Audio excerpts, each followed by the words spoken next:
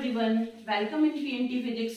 बच्चों, आजकल हम वर्ल्ड टूर पे निकले हैं और आजकल घूम रहे हैं हम फिजिकल वर्ल्ड में। और फिजिकल वर्ल्ड के इस सफर में आज हम थोड़ी देर के लिए रुकेंगे डायमेंशंस के पास।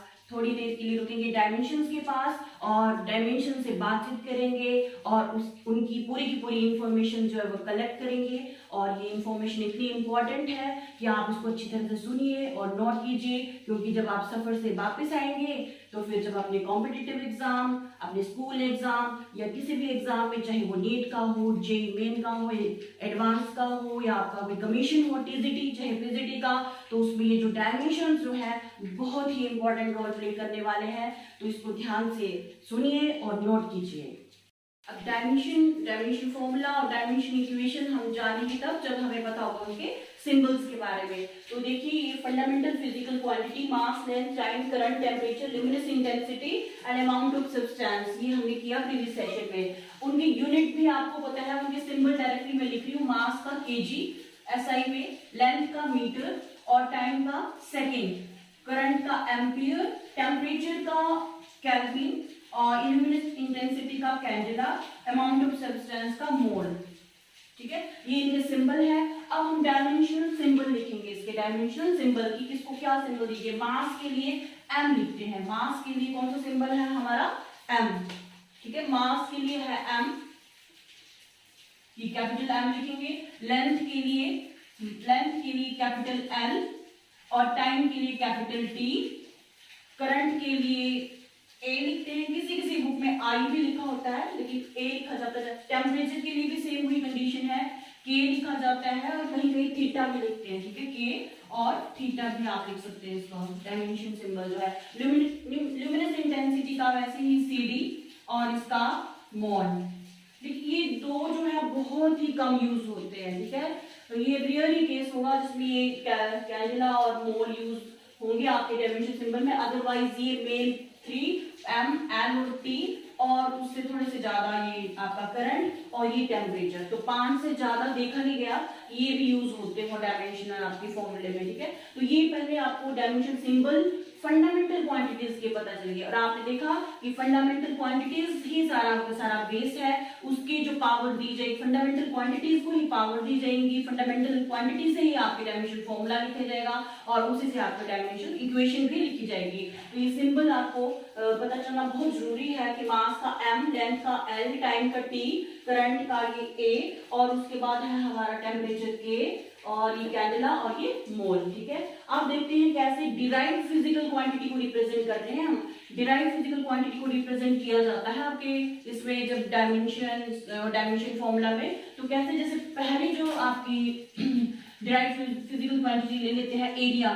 जैसे हमने ले लिया एरिया। ठीक है, तो एरिया को कैसे लिखेंगे? एरिया को देखिए, एरिया कैसे लिखते हैं? Length into breadth. एरिया को लिखा जाता है लेंथ इंटू ब्रेड्थ। तो ब्रेड्थ भी एक तरह से डिस्टेंस है, तो हम इसको क्या लिख सकते हैं? L square. और यूनिट की जब बात करेंगे, इसकी यूनिट जो होगी हमारी वो आ जाएगी मीटर स्क्वायर। लेंथ है तो यूनिट मीटर स्क्वायर। और अगर डायमेंशंस की बात करें, इसके डायमेंशन फॉर्मूला की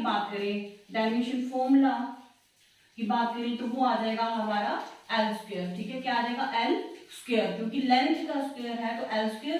तो इसको जब लिखेंगे स्टैंडर्ड फॉर्म में तो आ जाएगा M0 और T0 और इसको स्क्वायर ब्रैकेट के अंदर। तो ये आ जाएगा हमारा डायमेंशन फॉर्मूला एरिया का। और जब आपने यहाँ पे लिख दिया सिंबल एरिया का, यहाँ पे लिख दिया एरिया का सिंबल और यहाँ पे लिख दिया आपने इसका डायमेंशन फॉर्मूला पूरा का पूरा T0, तो ये बन गया आपकी डायमेंशनल इक्वेशन। ठीक है, तो ये बन गई डायमेंशनल इक्वेशन और ये था आपका डायमेंशन फॉर्मूला।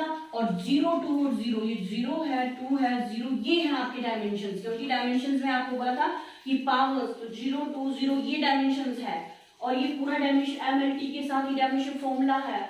और ये जो नीचे है ये पूरी डायमेंशनल इक्वेशन है। तो बस इतना सा फर्क है इन सब चीजों में। अब अगर आपसे पूछे कि what are the dimension of ये area, what are the dimension of area in mass, तो वो होगा 0। What are the dimension of length? What are the dimension of area in terms of length? तो वो होगा 2. And what are the dimension of area in terms of time? तो वो होगा 0. तो ये है dimension. 0, 2, 0 are the dimension. M0, L2, T0 are dimension formula.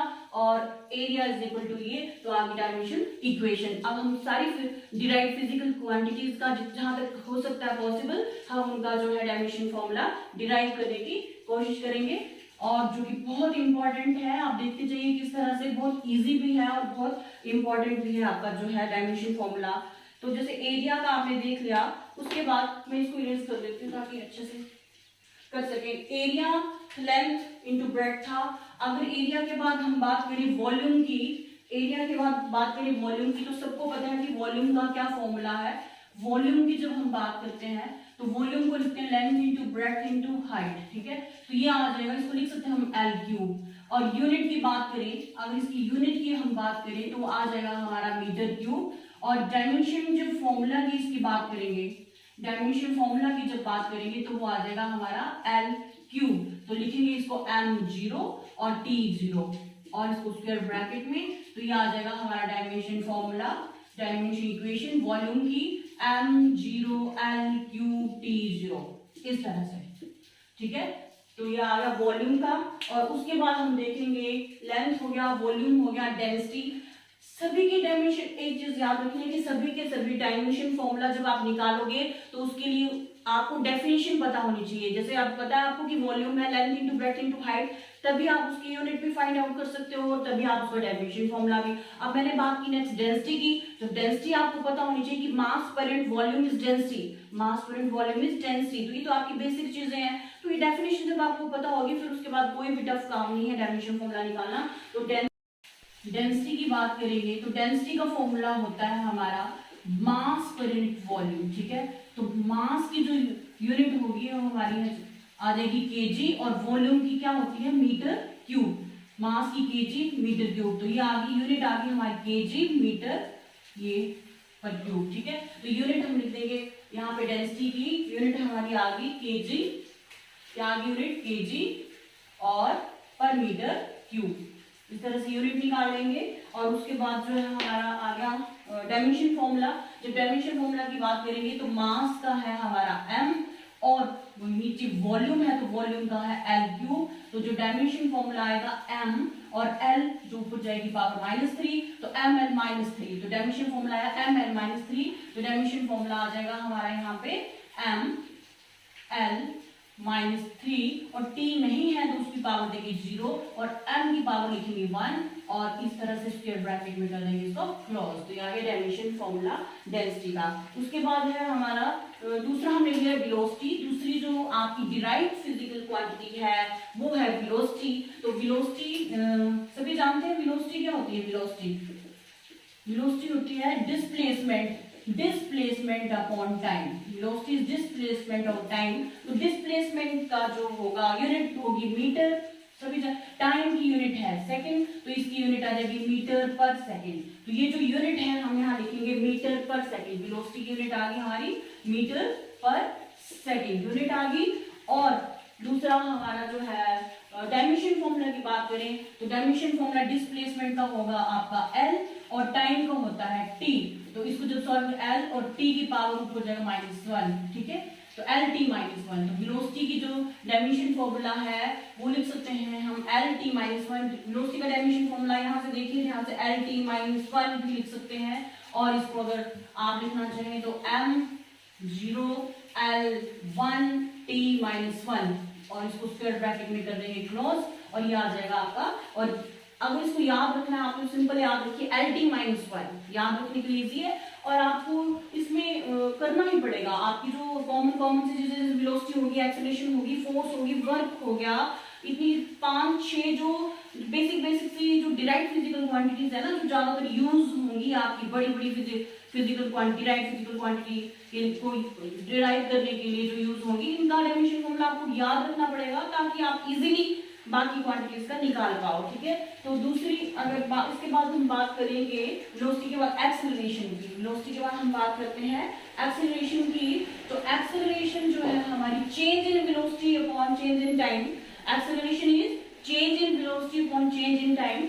तो हम सिंपल लिखेंगे वेलोसिटी अपॉन टाइम। इसको वैसे होता है changing velocity to changing time, लेकिन यूनिट और उसमें डायमेंशन में कोई फर्क नहीं पड़ेगा। वेलोसिटी की यूनिट हमारी आ गई, यहाँ से देखिए अब जब ये लिखते जा रहे हैं हम, तो वेलोसिटी की यूनिट मीटर पर सेकंड, तो इसको लिख दीजिए मीटर पर सेकंड। टाइम की यूनिट सभी जानते हैं सेकंड, तो कितना आ जाएगा मीटर सेकंड माइनस 1 ऑलरेडी है, नीचे से +1 ऊपर जाएगा -1, तो कितना आ जाएगा हमारा मीटर, ये पावर -2 मीटर पर सेकंड स्क्वायर। तो एक्सेलरेशन की यूनिट हमारी आ गई मीटर पर सेकंड स्क्वायर। एक्सेलरेशन की यूनिट कितनी आ गई हमारी मीटर पर सेकंड स्क्वायर। और डायमेंशन की बात करें तो डायमेंशन में देखिए वेलोसिटी का डायमेंशन, वेलोसिटी LT-1, वेलोसिटी का डायमेंशन होता है हमारा LT-1। अगर आप याद कर लेते हैं इसको, वैसे निकालना तो आपको आता है, अभी बता दिया हमने, और डिवाइडेड बाय टाइम, तो कितना आ जाएगा LT-1 ऑलरेडी है, नीचे से 1 ऊपर गया -1 -2, LT-2 the dimension formula of acceleration, you have to learn this formula LT-2 LT-2। और अगर m की फॉर्म में लिखना है तो m का क्या डायमेंशन है 0, एक्सेलरेशन का मास में कितना डायमेंशन है 0, तो लिखेंगे 0 और लगाएंगे स्क्वायर ब्रैकेट। और याद करना है तो कीजिए LT-2 सिंपल, और लिख सकते हैं फिर आपको स्टैंडर्ड फॉर्म में इस तरह से। उसके बाद हम एक्सेलरेशन के बाद बात करते हैं फोर्स की, which is very very important and basic also। तो फोर्स में क्या होगा आपका, फोर्स सभी जानते हैं, Newton second law of motion 9 से जानते हैं। Newton second law of motion बोलता है F is equal to ma, F is equal to ma। तो मास का जो यूनिट होगा, पहले हम यूनिट की बात कर रहे हैं, मास की जो यूनिट होगी वो होगी केजी, और एक्सेलरेशन की यूनिट अभी निकाली हमने मीटर सेकंड माइनस मीटर पर सेकंड स्क्वायर। तो ये बन गई आपकी फोर्स की यूनिट, और इसको बोलते हैं कलेक्टिवली हम न्यूटन। क्या बोलते हैं इसको, न्यूटन। ठीक है, तो फोर्स की यूनिट आप लिख सकते हैं केजी, फोर्स की यूनिट आप लिख सकते हैं केजी मीटर पर सेकंड स्क्वायर, और इसको क्या बोलते हैं, और इसको क्या लिख सकते हैं हम न्यूटन। फोर्स की यूनिट सबको पता क्या होती है, न्यूटन। ठीक है, फोर्स की यूनिट आ गई न्यूटन। और अगर इसका डायमेंशन फॉर्मूला निकालना है तो मास का डायमेंशन फॉर्मूला m, एक्सेलरेशन का डायमेंशन फॉर्मूला LT-2 तो बन गया MLT-2 MLT-2। यहाँ तक तो आप पक्का याद कीजिए, वेलोसिटी का, एक्सेलरेशन का, फोर्स का, इतना तो कंपल्सरी याद करना MLT-2। तो हम लिख देंगे डायमेंशन फॉर्मूला MLT-2, और इसको 1 भी लगा सकते हैं आप, और ये आ गया आपका फोर्स का डायमेंशन फॉर्मूला। और इसके बाद फोर्स के बाद आ जाते हैं हम प्रेशर पे। तो प्रेशर क्या होता है, प्रेशर की डेफिनेशन पता होनी चाहिए। क्या होता है प्रेशर, 8th में पढ़ा था शायद, 7th या 8th में। प्रेशर क्या होता है, फोर्स पर एरिया, फोर्स पर एरिया। तो फोर्स F से फोर्स और A से एरिया, तो प्रेशर होता है फोर्स पर एरिया। अब ये पता है तो फिर यूनिट भी निकल गई और डायमेंशन फॉर्मूला भी निकल गया। फोर्स की यूनिट आ गई न्यूटन लिखते हैं हम, और एरिया की यूनिट आ गई मीटर स्क्वायर, तो ऊपर जाएगी तो मीटर -2, ये ना न्यूटन, नीचे मीटर स्क्वायर, तो न्यूटन पर मीटर स्क्वायर। तो प्रेशर की यूनिट आ गई न्यूटन, प्रेशर की यूनिट कितनी आ गई हमारी न्यूटन, और ये पर मीटर स्क्वायर, और जो है इसको पास्कल लिखते हैं, पास्कल। प्रेशर की यूनिट होती है पास्कल, जैसे किलोग्राम मीटर पर सेकंड स्क्वायर को बोला न्यूटन, वैसे न्यूटन पर मीटर स्क्वायर को बोलेंगे पास्कल। तो आप इसकी डायमेंशन फॉर्मूले की बात करें तो फोर्स का डायमेंशन फॉर्मूला भी हमने याद कर लिया, जो कि है MLT-2। तो वो लिखिए MLT-2 डिवाइडेड बाय एरिया है, एरिया का डायमेंशन फॉर्मूला वो है L2। तो इसको सॉल्व करेंगे तो L की पावर ऊपर है 1, नीचे है 2, ऊपर जाएगी 1 - 2 दैट इज -1, और T-2। तो ये आ गया हमारा डायमेंशन फॉर्मूला। ठीक है, ML-1 कितना आ गया, ML-1 और T-2। ठीक है, 1 और नीचे 2 पावर थी ना, ऊपर जाएगी तो क्या लगेगी 1 - 2 दैट इज -1, तो इसलिए ML- को इसको लिखिए स्क्वायर ब्रैकेट में। ये प्रेशर। और यहाँ पे एक चीज और बता दूं, और आपको एक तो डेफिनेशन के साथ साथ ये भी पता होना चाहिए कि कौन कौन से जो आपकी फिजिकल क्वांटिटी है उनकी यूनिट सेम है। जिन जिन की यूनिट सेम होगी उनका डायमेंशन फॉर्मूला सेम होगा, और ये भी बहुत जरूरी है याद करना। जैसे प्रेशर की बात कर रहे हैं, यहाँ पे किसकी बात कर रहे हैं, प्रेशर की। तो प्रेशर जो है स्ट्रेस, जो स्ट्रेस होता है, यहाँ मैं लिख देती हूँ, प्रेशर के साथ साथ जो आपका स्ट्रेस का भी डायमेंशन फॉर्मूला होगा, स्ट्रेस का। ठीक है, और स्ट्रेस के साथ साथ और आपके मॉडुलस ऑफ इलास्टिसिटी आएंगे, मॉडुलस ऑफ इलास्टिसिटी, जिसको young modulus of elasticity, bulk modulus of elasticity, modulus of rigidity, ये सारे के सारे जो मॉडुलस ऑफ इलास्टिसिटी, ये प्रेशर हो गया, स्ट्रेस हो गया, इन सब क्वांटिटी का डायमेंशन फॉर्मूला सेम है। तो आप ये चीज याद रखिए कि किस किस क्वांटिटी का डायमेंशन फॉर्मूला सेम है। तो अगर आप प्रेशर का आपको निकाल सकते हैं आप इजीली, तो सबका वही डायमेंशन फॉर्मूला आप इजीली लिख सकते हैं, ठीक है। तो ये अगर प्रेशर और स्ट्रेस का जो डायमेंशन फॉर्मूला है वो जो है आपका सेम है, ठीक है। उसके बाद हमारा प्रेशर के बाद लिखा है हमने मोमेंटम। तो मोमेंटम की जब बात करें हम, मोमेंटम लीनियर मोमेंटम की जब बात करते हैं तो क्या होता है linear momentum, P is equal to Newton second law of motion में ही हमें पता चलता है कि P is equal to mv, Newton second law of motion. 9th में हमने स्टडी किया Newton second law of motion, linear momentum is the product of mass and velocity. तो Pm, तो मास का यूनिट आपको पता है kg, वेलोसिटी की यूनिट आपको पता है मीटर पर सेकंड। तो ये बन गई मोमेंटम की यूनिट kg मीटर पर सेकंड। क्या बन गई है कि मोमेंटम की यूनिट kg मीटर पर सेकेंड, केजी पर मीटर पर सेकेंड, ठीक है। अब हम निकालेंगे डायमेंशन फॉर्मूला। तो डायमेंशन फॉर्मूला मास का m और वेलोसिटी का सबको याद हो गया Lt-1। आई होप कि सबको याद हो गया होगा। वेलोसिटी का Lt-1, एक्सीलरेशन का Lt-2, फोर्स का mLt-2, ठीक है। और ये आ गया आपका प्रेशर का mL-1 T-2। उसके बाद मोमेंटम है mLt-1, वेरी इजी, mLt-1। तो ये आ गया हमारा mLt-1, ठीक है। इसको आप लिख सकते हैं 1 भी लिख सकते हैं, ठीक है। और उसके बाद है हमारा क्या, मोमेंटम के बाद ये इंपल्स। तो इंपल्स की भी डेफिनेशन पता होनी चाहिए, होती है फोर्स इनटू टाइम।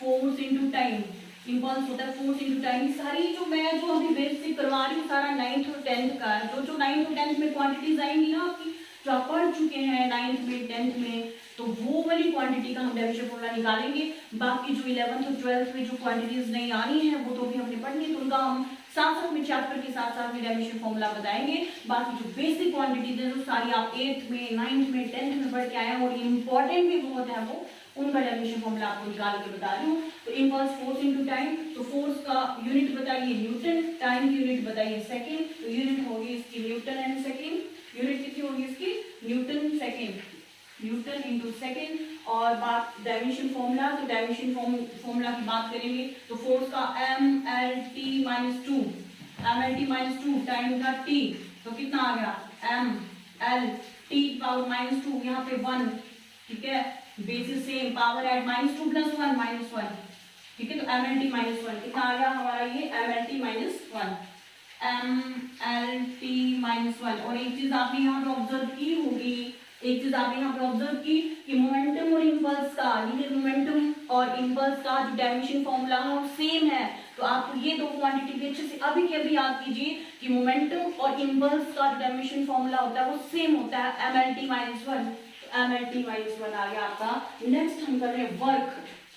वर्क के बारे में कौन नहीं जानता है, वर्क तो आप सिर्फ 5th 6th से करते आ रहे हैं कि work is force into displacement, work is force into displacement. बाकी तो डिस्प्लेसमेंट वर्क पूरा cos थीटा वगैरह नहीं लगाएंगे हम, क्योंकि हमने सिंपल अभी डायमेंशन फॉर्मूला यूनिट लगाना है, अदरवाइज एफ cos थीटा की फॉर्म में लिखा जाता है वर्क को, लेकिन वो हम आगे समझेंगे। अभी सिर्फ लिखेंगे फोर्स इनटू डिस्प्लेसमेंट। फोर्स की यूनिट आ गई न्यूटन और डिस्प्लेसमेंट की यूनिट आ गई मीटर, तो ये आ गया न्यूटन मीटर। तो वर्क की यूनिट जो हमारी आ गई वो है न्यूटन इनटू मीटर। और न्यूटन मीटर किसके इक्वल है, किसके इक्वल है न्यूटन मीटर, सभी जानते हैं कि वर्क की यूनिट होती है जूल, तो न्यूटन मीटर जो है वो जूल के इक्वल है। तो इसको लिख सकते हैं हम जूल भी लिख सकते हैं, ठीक है। और इसका जो डायमेंशन फॉर्मूला आएगा फोर्स का है mLt-2, फोर्स का डायमेंशन फॉर्मूला mLt-2 और साथ में डिस्प्लेसमेंट का डायमेंशन फॉर्मूला होता है L, गलती से S नहीं लिखना है, इसको डिस्प्लेसमेंट है ना, इसको ऐसे डिनोट भी करते हैं, displacement, force into displacement, displacement तो L से लिखेंगे, डिस्प्लेसमेंट होती है लेंथ। तो कितना आ गया आपका mL2t-2, very easy, mLt-2 force का, mL2t-2 हो गया आपका वर्क का। तो लिख लीजिए इसको mL2 और t-2, ठीक है, mL2t-2 जो हो गया आपका किसका, वर्क का। mL2t-2 वर्क का है। अब इसमें आपको ये पता होना चाहिए कि कौन कौन सी क्वांटिटी है जिनका डायमेंशन फॉर्मूला जो है यही होता है, जिनकी यूनिट सेम होगी। अब बात करें अगर हम एनर्जी की, ये बात की हमने वर्क की, अगर बात करें हम एनर्जी की, तो एनर्जी की भी यूनिट जूल है, वर्क की भी यूनिट जूल है। तो जो डायमेंशन फॉर्मूला हमने वर्क का निकाला ml2t-2, वही डायमेंशन फॉर्मूला एनर्जी का भी होगा ml2t-2, क्योंकि यूनिट दोनों की सेम है। अब एनर्जी में भी बात करें, अगर काइनेटिक एनर्जी की बात करें, हम पोटेंशियल एनर्जी की, ठीक है, कोई भी मैकेनिकल एनर्जी की बात करते हैं, ठीक है, तो सबका जो डायमेंशन फॉर्मूला होगा हमारा क्या होगा ml2t-2। एनर्जी का डायमेंशन फॉर्मूला ml2t-2, वर्क का भी डायमेंशन फॉर्मूला ml2t-2, दोनों को same unit same dimension formula, ठीक है। तो ये चीज है। उसके बाद हम लेंगे कुछ और, ये बिल्कुल बेसिक सी क्वांटिटीज आ गई हैं आपकी, और उसके बाद हम कुछ और क्वांटिटीज का देखते हैं डायमेंशन फॉर्मूला आगे। नेक्स्ट फिजिकल क्वांटिटी है हमारी पावर। तो पावर का देखिए, पावर क्या होती है, वर्क अपॉन टाइम। पावर है हमारा वर्क अपॉन टाइम। तो वर्क का डायमेंशन फॉर्मूला हमने कर लिया ml2t-2, टाइम का t। तो आप इसको सॉल्व करेंगे, खुद प्रैक्टिस कीजिए, ये सारे आपके लिए खुद प्रैक्टिस करने के लिए। वर्क का ml2t-2 पुट कीजिए और टाइम का आपका t, और सॉल्व कीजिए और सॉल्व करके बताइए कि आपका कितना आता है डायमेंशन फॉर्मूला, और अपने उसमें फिल कर लीजिए। सरफेस टेंशन में डेफिनेशन आपको, सरफेस टेंशन क्या है आपका, सरफेस टेंशन जो है वो है फोर्स पर यूनिट लेंथ। तो फोर्स का डायमेंशन फॉर्मूला आपको पता है mlt-2, लेंथ का l, सॉल्व करेंगे तो आपका आ जाएगा mt-2, और इसको भी आप खुद सॉल्व कीजिए। उसके बाद सरफेस एनर्जी क्या होती है, तो सरफेस जो एनर्जी है वो है हमारी एनर्जी पर यूनिट एरिया। बस डेफिनेशंस आपको पता होनी चाहिए। अगर आपको डेफिनेशंस पता है तो आप इजीली डायमेंशन फॉर्मूला क्या यूनिट सब कुछ निकाल सकते हैं। तो डायमेंशन आप डेफिनेशन सबकी याद कीजिए। So many physical quantities are there, जिसकी आपको डायमेंशन फॉर्मूला निकालना है, आपको यूनिट्स निकालनी है, तो आप ये फटाफट डेफिनेशन सबकी याद कीजिए और फिर निकालिए डायमेंशन फॉर्मूला। तो surface energy, energy per unit area, energy का ml2t-2, एरिया का l2, और सॉल्व करेंगे तो आपका आ जाएगा सरफेस एनर्जी का। और एंगुलर मोमेंटम, एंगुलर मोमेंटम आपके लिए नई चीज है कि एंगुलर मोमेंटम जो है उसको L से डिनोट करते हैं, और ये होती है लीनियर मोमेंटम और cross product of linear momentum and ये आपका डिस्टेंस, ठीक है। तो इसको हम सिंपल अगर डायमेंशन फॉर्मूला निकालना है तो उससे आरपी लेके करते हैं कि आरपी लीनियर मोमेंटम का डायमेंशन फॉर्मूला आपको पता है कितना होता है, मास का m और वेलोसिटी का lt-1, mlt-1 होता है लीनियर मोमेंटम का, और ये आ गया डिस्टेंस का होगा l, और इसको सॉल्व करेंगे आ जाएगा आपका एंगुलर मोमेंटम का कितना आ जाएगा ml2t-1। तो ml2t-1 जो आपका आ जाएगा डायमेंशन फॉर्मूला एंगुलर मोमेंटम का। और इसी तरह से आप यूनिट भी साथ में निकाल सकते हैं, तो निकालिए इसको, एंगुलर मोमेंटम की लीनियर मोमेंटम इनटू डिस्टेंस करके निकालिए। फिर मोमेंट ऑफ इनर्शिया जो है, मोमेंट ऑफ इनर्शिया को I से डिनोट करते हैं। This is the product of mass and square of distance. Moment of inertia is the product of mass and square of distance. तो अगर आपको डेफिनेशन पता चल गई तो आप इजीली डायमेंशन फॉर्मूला निकाल लेंगे। मास का m आ जाएगा, डिस्टेंस का l स्क्वायर आ जाएगा। तो ये डायमेंशन फॉर्मूला है आपका ml2, और t लिखना है तो t 0 कर दीजिए, t 0 कर दीजिए, m1 l2 t 0। ये आ गया मोमेंट ऑफ इनर्शिया। यूनिट आप निकाल लेंगे, यूनिट बताने की जरूरत नहीं है अब आपको। और उसके बाद प्रेशर ग्रेडियंट, तो प्रेशर ग्रेडियंट होता है, उसके बाद हमारा प्रेशर ग्रेडियंट, तो प्रेशर ग्रेडियंट होता है प्रेशर डिवाइडेड बाय डिस्टेंस। तो प्रेशर का आपके पास डायमेंशन फॉर्मूला है और डिस्टेंस का है आपके पास, उस दोनों को सॉल्व कीजिए और निकालिए। उसके बाद वेलोसिटी ग्रेडियंट, तो वेलोसिटी डिवाइडेड बाय डिस्टेंस, ठीक है। तो इस तरह से वेलोसिटी ग्रेडियंट का भी डायमेंशन फॉर्मूला निकल जाएगा। इसके बाद हम प्रोसीड करेंगे, थोड़ा सा इलेक्ट्रिसिटी की तरफ मूव करते हैं। इलेक्ट्रिसिटी 10th में आपने चैप्टर किया है इलेक्ट्रिसिटी, वहां पे जो टर्म्स आपने स्टडी की उन्हीं का आप निकालेंगे। पहले देखिए करंट का आपको पता है, करंट का सबको पता है कि करंट का जो ये आपकी फंडामेंटल फिजिकल क्वांटिटी में आता है करंट। तो करंट का डायमेंशन फॉर्मूला को भी हमने यूनिट को भी एम्पियर से डिनोट किया और डायमेंशन फॉर्मूला को भी ए से ही सिंबल था, इसका डायमेंशन का सिंबल क्या था, ए। और उसके बाद लेते हैं हम चार्ज। अगर हम चार्ज की बात करें, चार्ज, तो चार्ज क्या होता है, करंट है हमारा, करंट है चार्ज पर यूनिट टाइम। तो यहां से जब चार्ज निकालेंगे तो आ जाएगा करंट इनटू टाइम, ठीक है। ये 10th में किया आपने इलेक्ट्रिसिटी चैप्टर में। तो charge is equal to current into time. तो करंट का आ गया एम्पियर और टाइम का आ गया t, और ये आ जाएगा AT, या AT ऐसे लिख सकते हैं, या m0 L0 T1 और ये K। इस तरह से भी इसका लिख सकते हैं आप। चार्ज के बाद लिथियम पोटेंशियल। नेक्स्ट है हमारा इलेक्ट्रिक पोटेंशियल, ठीक है। इलेक्ट्रिक पोटेंशियल का आप निकालेंगे। इलेक्ट्रिक पोटेंशियल क्या होता है हमारा, work done per unit charge. तो electric potential work done per unit charge, तो यहाँ से निकाली वर्क डन, वर्क का होगा हमारा कितना, m(L2t-2) और चार्ज का आपने निकाला है a(T), तो ये सॉल्व करेंगे तो आ जाएगा आपका m(L2t) आपके पास -2 है, ठीक है। ऊपर ही प्लस ऊपर जाएगा तो -1 और a जो है -1, तो आ जाएगा m(L2t) की पावर -3 a की पावर -1। तो इसको लिख लीजिए पोटेंशियल का m(L2t-3) और a की पावर आ गया -1। तो ये आ गया हमारा इलेक्ट्रिक पोटेंशियल। क्या आ गया हमारा इलेक्ट्रिक पोटेंशियल। इलेक्ट्रिक पोटेंशियल के बाद हम मूव करते हैं ओम्स लॉ की तरफ, ठीक है। ओम्स लॉ सबने अच्छे से स्टडी किया है, very important Ohm's law. V = IR, यहाँ से निकलेगा हमारा resistance, R is resistance, R resistance आ गया V/I, तो रेजिस्टेंस का निकालेंगे। नेक्स्ट क्वांटिटी हम ले लेते हैं रेजिस्टेंस।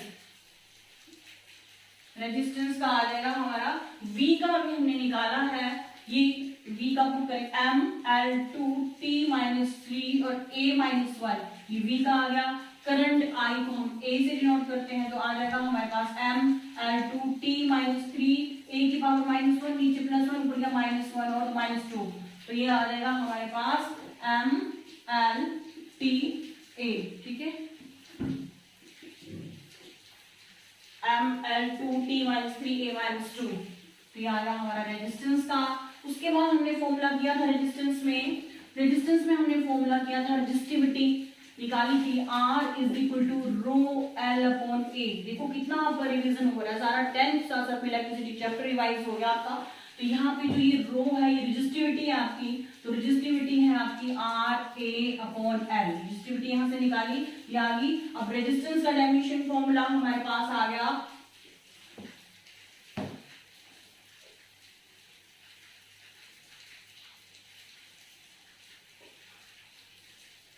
ये आ गया m(1)L2t-3 a-2 डायमेंशन फॉर्मूला, और साथ में है area, this A is area का होता है L2 और नीचे है लेंथ का होता है L, एक L से एक L कैंसिल, तो ये आ जाएगा L यहाँ पे 2 है, एक L यहाँ बच गया तो L3 आ गया, और T से -3 A से -2, तो ये आ जाएगा हमारा रेजिस्टिविटी का। इस तरह से आप निकालेंगे रेजिस्टिविटी का आ गया हमारे पास mL3t-3 a-2, ठीक है, ये आ गया रेजिस्टिविटी का। उसके बाद हमारे पास रेजिस्टेंस, जिस तरह से हमने रेजिस्टेंस का निकाला, रेजिस्टिविटी का निकाला, और बात करते हैं कंडक्टेंस और कंडक्टिविटी की। तो कंडक्टेंस क्या होता है, मैं यहाँ पे लिख रही हूँ, कंडक्टेंस जो होता है, कंडक्टेंस जो है हमारा वो रेसिप्रोकल ऑफ रेजिस्टेंस है 1/R। Conductance is reciprocal of resistance. तो अगर आपने रेजिस्टेंस का निकाल लिया तो कंडक्टेंस का तो आपका आ जाएगा। बस क्या करेंगे, इसमें m, L, T और A में निकाल रहे हैं, तो यहाँ पे कितना आया था आपका 1 था, तो यहाँ हो जाएगा -1, क्योंकि रेसिप्रोकल है ना। यहाँ पे 2 था तो यहाँ कर दो आप -2, यहाँ -3 है तो कर दीजिए +3, या -2 है तो यहाँ कर दीजिए +2, तो आ जाएगा conductance, because conductance is the reciprocal of resistance, तो ये रेसिप्रोकल हो जाएगा। तो ये डायमेंशन फॉर्मूला किसका आ गया आपका, कंडक्टेंस का, ठीक है। और नेक्स्ट कंडक्टिविटी का भी इसी तरह से आप निकालेंगे। कंडक्टिविटी में क्या करेंगे आप, कंडक्टिविटी आपको पता है, this is reciprocal of resistivity, conductivity is the reciprocal of resistivity.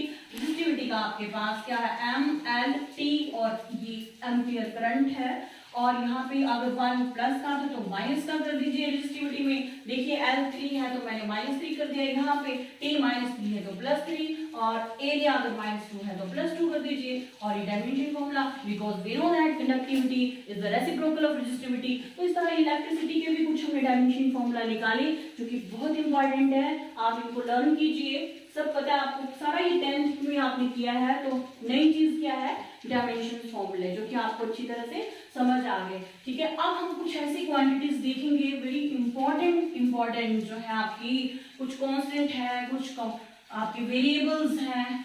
देखिए कुछ वेरिएबल्स ऐसे भी होते हैं जो कि डायमेंशनलेस होते हैं। ये सारे के सारे जो हमने वेरिएबल्स किए इनकी जो है आपकी डायमेंशन फॉर्मूला है। कुछ ऐसे वेरिएबल्स हैं जिनके डायमेंशन फॉर्मूला आपके नहीं होते हैं। जैसे आप बात करें एंगल की, एंगल का जो है एंगल भी आपका डायमेंशनलेस है। फिर बात करते हैं स्ट्रेन की, जो स्ट्रेन होता है ये होता है change in dimension divided by original dimension, ठीक है। जैसे change in length divided by original length, तो लेंथ जब लेंथ से डिवाइड होगी तो उसका कोई डायमेंशन नहीं आएगा, ठीक है, कोई यूनिट नहीं आएगा, तो वो डायमेंशनलेस और यूनिटलेस है। लेकिन एंगल का यूनिट होता है रेडियन, लेकिन ये डायमेंशनलेस है, ठीक है। तो एंगल डायमेंशनलेस, स्ट्रेन डायमेंशनलेस, ठीक है। और इस तरह से बहुत से वेरिएबल हैं जो डायमेंशनलेस और भी हैं कुछ, और कुछ कांस्टेंट्स भी हैं जो डायमेंशनलेस है, और कुछ कांस्टेंट है जो जिनके डायमेंशंस होते हैं। तो पहले तो डायमेंशनलेस देखते हैं कांस्टेंट, जैसे रिफ्रैक्टिव इंडेक्स, ये आपने 10th में किया है लाइट चैप्टर में। रिफ्रैक्टिव इंडेक्स, रिफ्रैक्टिव इंडेक्स की बात करें तो रिफ्रैक्टिव इंडेक्स क्या होता है? This is the ratio of velocity of light in vacuum to the velocity of light in medium.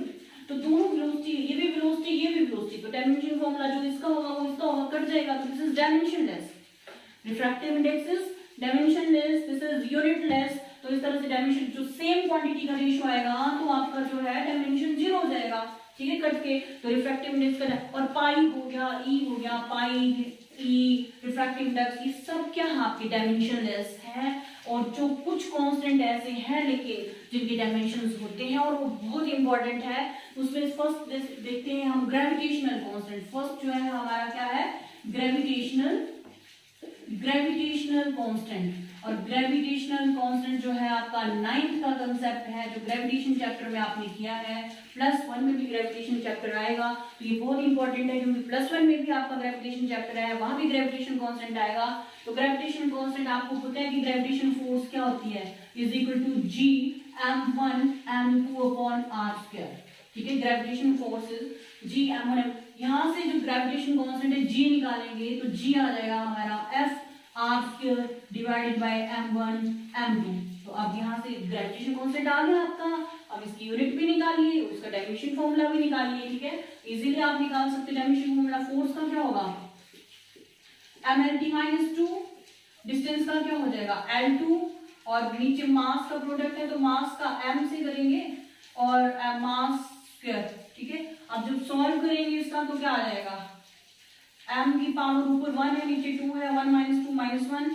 l जो यहाँ पे 1 है वहां पे 2 है, 3, और t की पावर जो है -2, तो ये आ जाएगा m।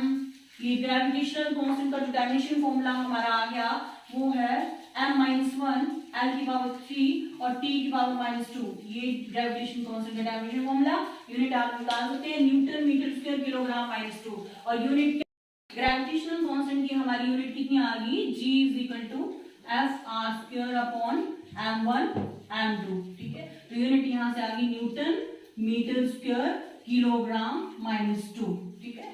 और डायमेंशन फॉर्मूला भी आ गया आपका और यूनिट भी आ गया आपकी ग्रेविटेशन को। उसके बाद जो इंपॉर्टेंट जो आपका कांस्टेंट है वो है हमारा Planck's constant. Planks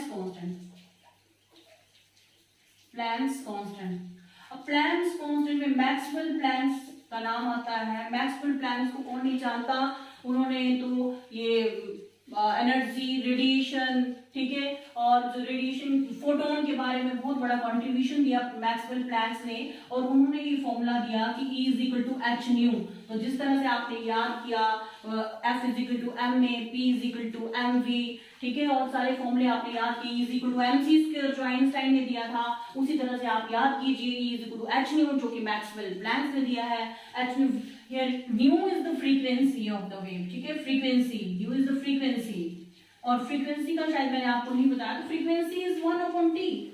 frequency is nothing but reciprocal of time period. तो टाइम पीरियड का क्या हो जाएगा आपका? t-1। इसको लिख सकते हैं m0 l0 t-1, आप लिख लीजिए इसको।